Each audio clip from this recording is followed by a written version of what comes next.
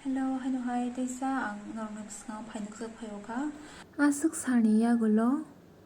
Dini hingke ang kaisa gospel samnai wo kunut rogi wo track okre ang suda ani khorang simi khair samnai ang garni mung khangke Twima Twisa ang Bachajak ani khorang subscriber Ano samabai ang orja munutu bukha.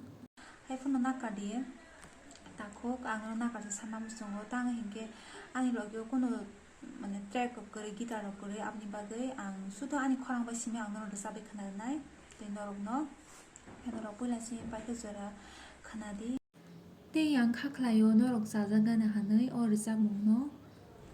Twima Twisa ang Bachajak lang mabatay kang siyak ang bahay mo siya.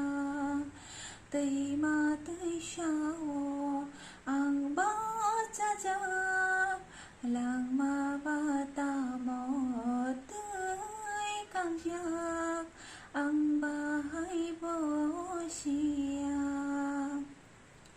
Sobrang no karan sini do faro tagsang matay no kolom ka. Sobrang no karan sini do faro tagsang matay no kolom ka. Afro ni simi kay tor bay sarka tabuk bosalay no tonggo. Afro ni simi kay tor bay sarka tabuk bosalay no tonggo.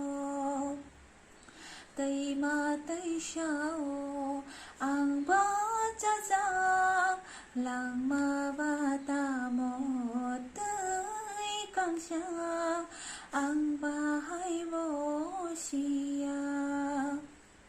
Agi afango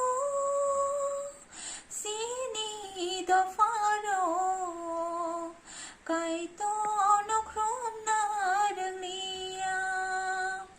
Agi afango sini do faro kay tono krom na ranglia.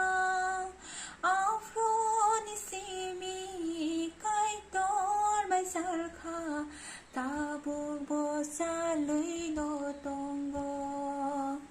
Afro ni simi kay tor bay sarka tabuk bosalay no tonggo. Twima Twisa ang Bachajak lang mabatay